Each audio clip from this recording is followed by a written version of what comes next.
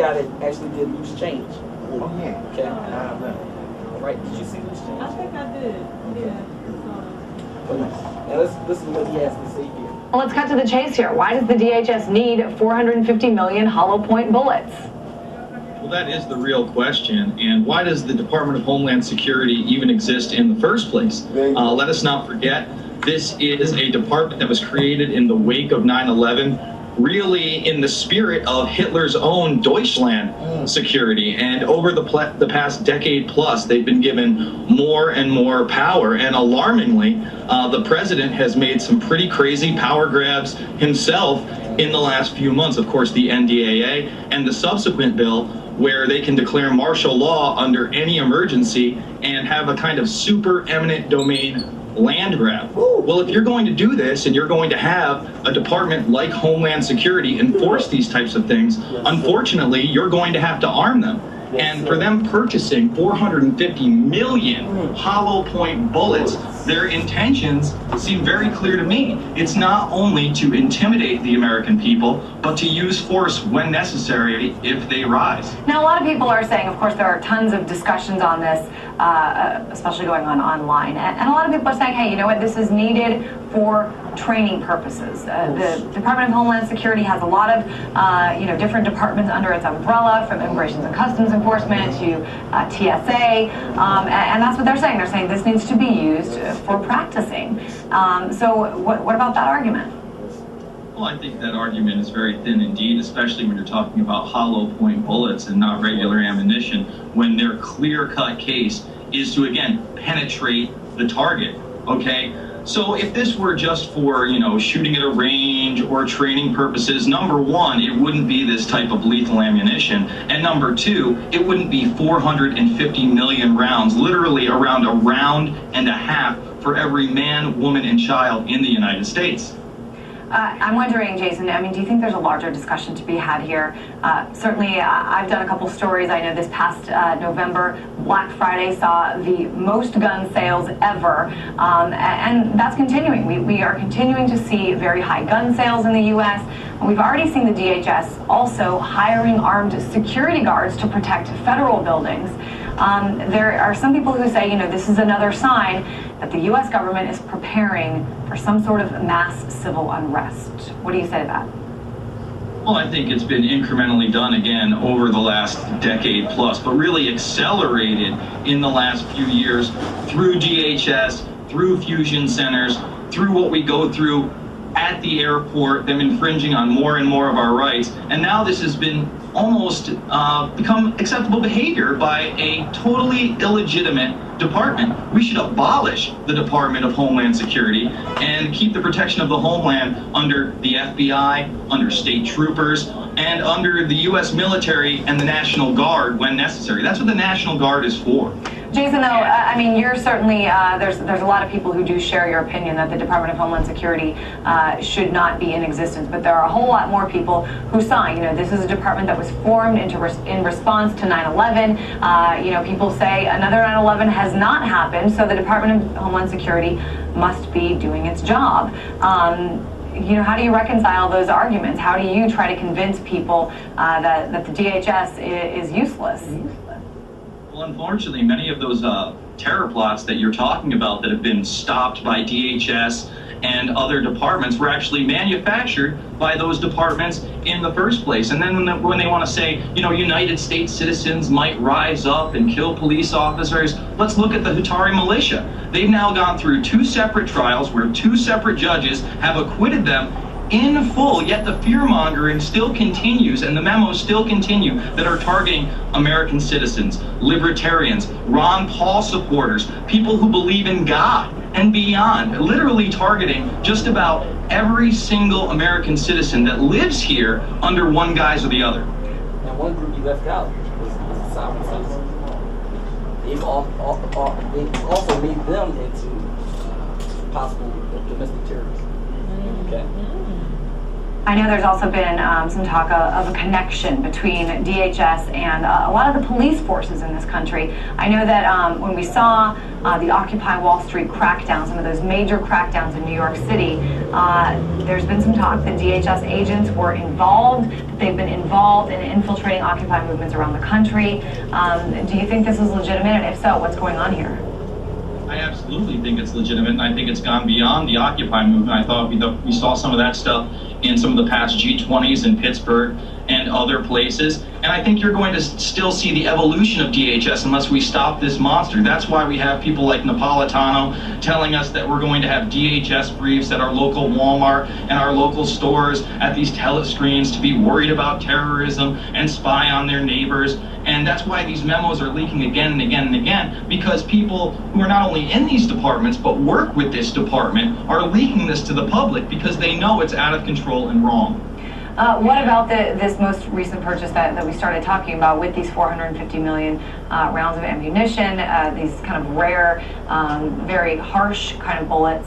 Have you seen anywhere a justification for this? Because I haven't seen anything that sort of outlined exactly what this is going to be used for. Absolutely not. When are we supposed to turn lethal force on American citizens? The answer is never. Not even in riots, even in countries like Greece that are in economic turmoil and have full-blown riots going on, it seems, every other month, where they're throwing Molotov cocktails at riot police. They're not using fatal intentions. They're not using lethal force. So why is it okay to bring it to this country? The answer is it is not okay to bring it to this country, and we should not be using lethal force against what really essentially are political dissidents. All right, certainly an interesting discussion to be had.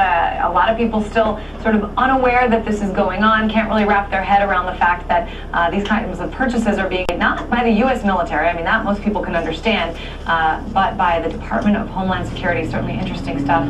Jason Burmis, Director of Invisible Empire, A New World Order Defined. So, after we finish it with the music and television, I want to really get into this. All right, we'll probably do a different topic. But I still have to stay with this a little bit because there's some other things that you need to see. Okay. See, if you look at how bad the economy is doing, and you think about the condition of our people, okay, the mentality of our people, I mean, it's going to be chaos. These people are prepared to deal with this. Okay. Yeah. Rex 84. Okay, remember Rex 84 too, all right? But now, how many of you ever heard of the Georgia Guidestones?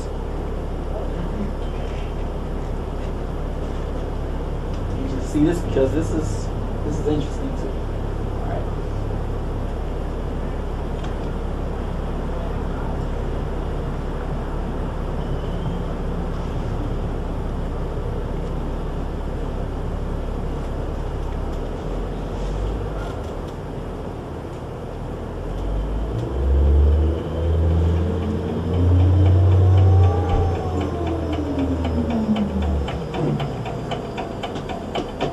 Highest hilltops in Elbert County, Georgia, stands a huge granite monument engraved in 8 different languages on 4 giant stones that support the common capstone are 10 guys or commandments.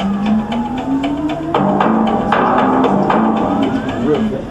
The Georgia Guidestones, or the American Stonehenge, though relatively unknown to most people, it is an important link to the occult hierarchy that dominates the world in which we live. Okay. Now a lot of people don't know about this, all right, but let's look and see what these 10 things suggest.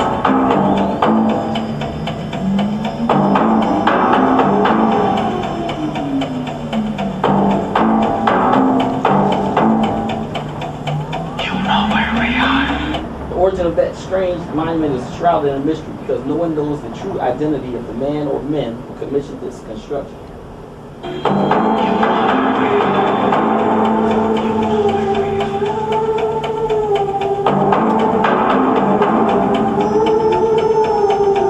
That is known for certain is that in June 1979, a well-dressed, articulate stranger visited the office of Elberton Granite Finishing Company and announced that he wanted to build an edifice to transmit a message to mankind.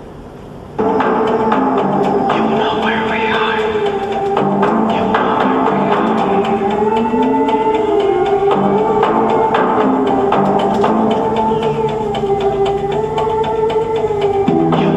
identified himself as R.C. Christian, but it soon became apparent that that was not his real name.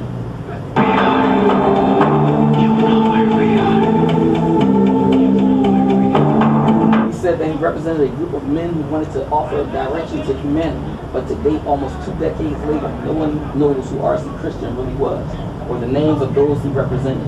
Several things are apparent.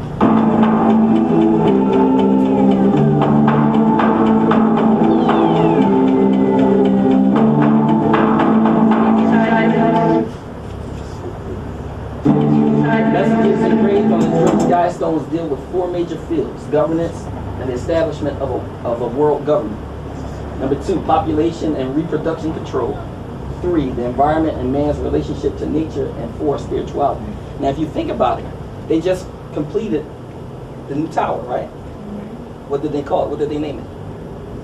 The world, the new world. The One World, One World Trade Center. Okay, the One World Trade Center. How many feet high is it? It's the tallest building in New York. It's the tallest one in New York. But what's the height? What is it? 1776. Okay, this is all it's all Masonic. Okay, and if you look at it on the back of your dollar bill, on the pyramid, on the last row of the pyramid on the back of the dollar, you have the number in Roman numerals, 1776. Okay, so this is all Masonic. This is all a language that most of us aren't speaking. They're speaking in a language of numerology. Okay.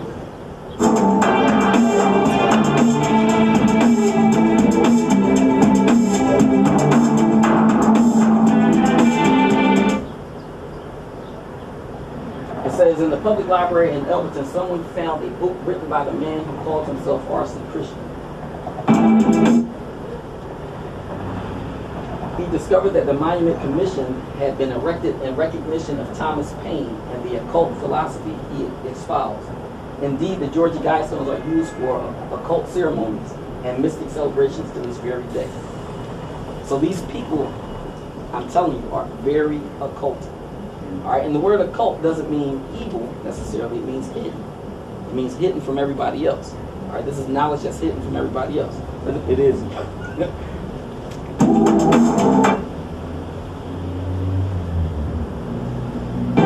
Tragically, only one religious leader in the area had the courage to speak out against the American Stonehenge, and he has recently relocated his ministry. So he had to leave town, okay, because he spoke out against it.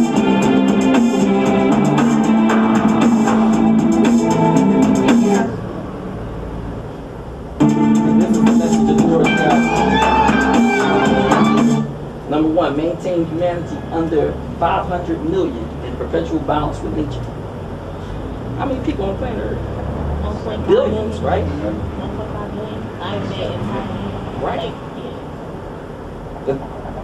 To accomplish this, they would have to eliminate a lot of people. All right. So now we start talking about chemtrails. Okay. We start talking about all the different various genocides that's going on. Okay. Because they're trying to reduce the population. Okay.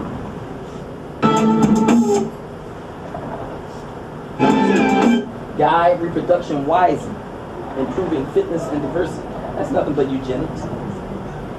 Guide reproduction wisely. Because what did Margaret Sanger accuse us of black people of being? Reckless breeders. Okay, people that shouldn't even been born. Okay. Unite humanity with a living new language. Okay. Which looks like it's probably going to be English. Okay. Rule passion, faith, tradition, and all things with tempered reason.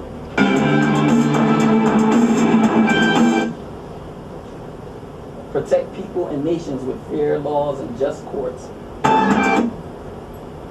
Let all nations rule internally, resolving external disputes in a world court. Okay? So we're dealing with this one world, right? Okay.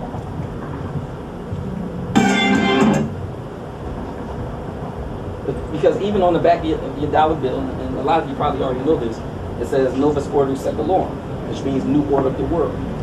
Okay, but this is what they're trying to create. They're trying to create a one world government, a new world order. Okay. All right, avoid petty laws and useless officials.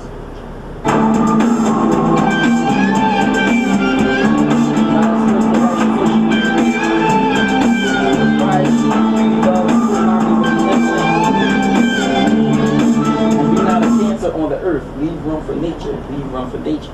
Now, if you watch a lot of these new home sites being constructed, they're pushing everybody in close together in these small spaces. Okay, they're trying to get away from those houses that's just out there secluded by themselves, right? Because they want to leave room for nature. Okay.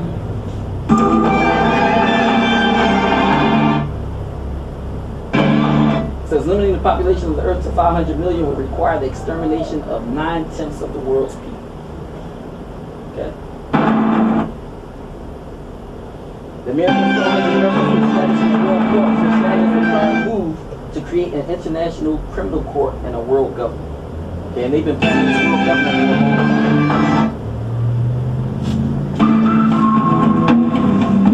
It says the Guidestone's emphasis on preserving nature anticipates the environmental movement of the 1990s, and the reference to seeking harmony with the infinite reflects the current effort to replace Judeo-Christian beliefs with a new spirituality. Okay, because they're coming in with a new age religion. Okay, that's why they're attempting to destroy Christianity so much now. You know, even though it's their creation. Okay, they know exactly how to destroy it. That's why they came out with that film Zionist. Right. But now, will they be going in conflict with the Catholic Church or in the Pope? Or the Pope is in line with this? Yeah, in line with it, because you see him talking about the need for a one world government. Okay, and see these people that's in the Catholic Church and things, they are a part of these Masonic orders. But I mean, one world order, how would that conflict with his, saying as far as his religious convictions and his beliefs and his aspirations as far as because that's not really what he's into. Okay, that's not what he's really into. Behind closed doors, they're doing something else. Okay, and it's been stated that they are Luciferians. Okay.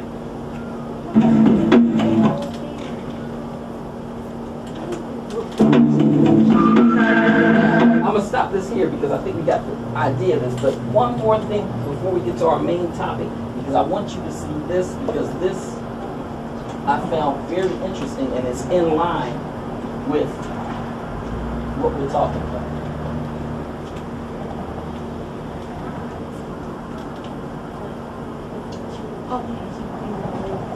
I told the story at 2-1-3-2-1.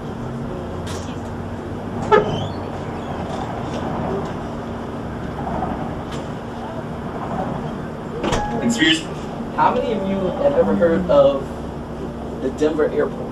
Okay. Have you heard about the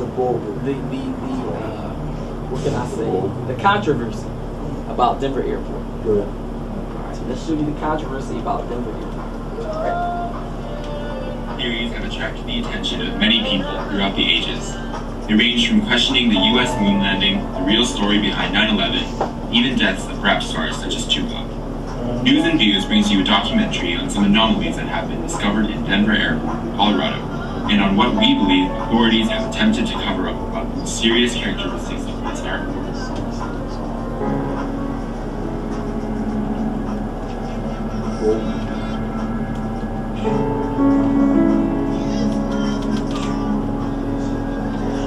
Any traveler to Denver Airport, Colorado, is in for a scary experience. This airport has been the subject of many questions due to the unexplainable symbols. This is who it was created by. So that symbol there, you know, is Freemasons. Images and stories that have surfaced. Denver Airport was built in 1995 on a span of 53 square miles. Even though Denver already had a functioning airport, a new one was decidedly built. This new airport had less runways and absolutely no new technological advancement. The only thing that this new airport has that the old one didn't is a strangely large amount of space. When looking at an aerial shot of the new airport, the layout has shocked many. Denver Airport's runways have been situated in such a way that resembles a Nazi swastika. Not only has the shape of Denver Airport been called to question, but also what is located inside. But who is in charge of all the weird nuances at this airport? The general consensus is that it is the New World Order. But who are the New World Order? Well, they are an elite group of individuals that include many of the world's wealthiest people, such as well-known political leaders and those related to the British Crown. But their main goal is to create one united world government that has no regional boundaries. But this would only be possible in one way, and that is to commit a mass genocide and narrow down the world's population to 2 billion people. Their reasoning for this thought is because there would be more control. Denver Airport has a myriad of symbols that are correlated to the New World Order. There is a dedication stone in the airport that mentions the New World Airport Commission. However, there is no such thing. The New World Airport Commission is made up and was never created. One can only assume that it is alluding to the New World Order. Also, there is a plate on the floor that shows the symbols AUAG. Some may say that this is related to gold and silver. However, one of the sponsors of the airport discovered a new deadly strain of hepatitis known as Australian antigen, and this is also symbolized by AUAG. What is scary is that this symbol is located right in front of a mural on a wall that is about genocide. Now, look at the mural.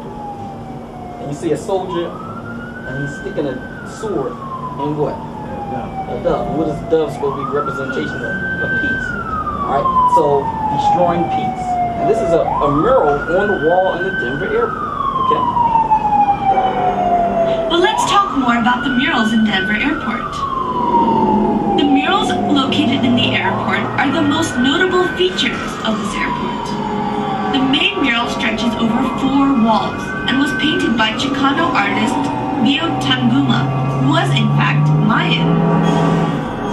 The first mural here shows 3 dead women, an African, a Native American, and a young Jewish girl.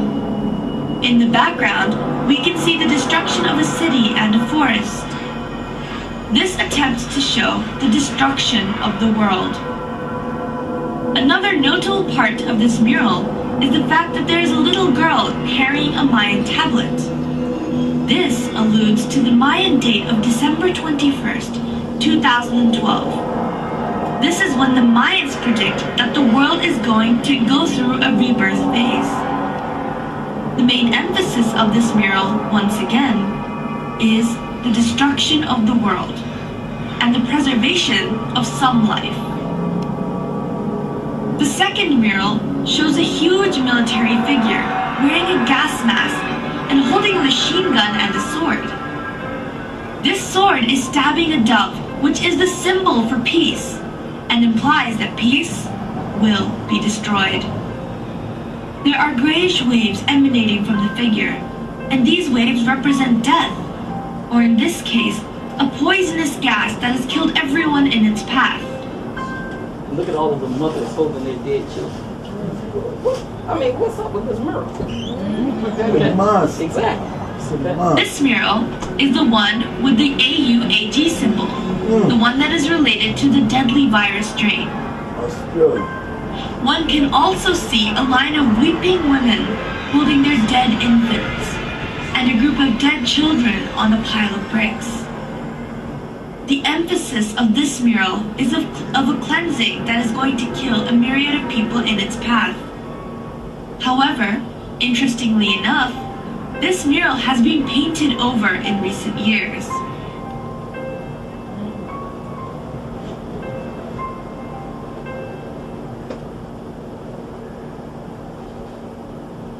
I guess I actually got part 2 of that.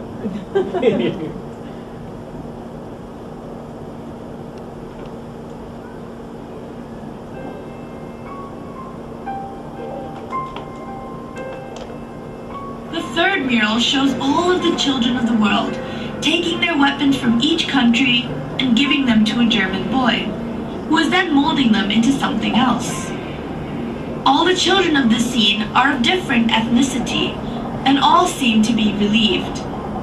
The gas mask man in the previous mural is seen dead, and there are two doves perched on his body. The main emphasis of this mural is to show the return of peace after all the killings have taken place, and that there will be no more need for weapons in this perfect world. The final mural has a Jesus-like figure in the middle, who is holding a plant which symbolizes rebirth. All of the people are running towards this man with happy expressions. Animals are freely roaming, and everything seems to be in perfect harmony. This final mural alludes to a new Garden of Eden, where the world is perfect size, and everything can work together in peace after the genocide that has taken place. All in all, these murals, when put together, represent the formation of a new world filled with fewer people, and this is also the goal of the New World Order. Now, does this match the Georgia Guidestone? Yeah. Which has been seen represented throughout various parts of the airport. The symbology of the airport can still be debated, but one thing that cannot be questioned is the fact that there has been a lot of mysterious construction work underneath Denver.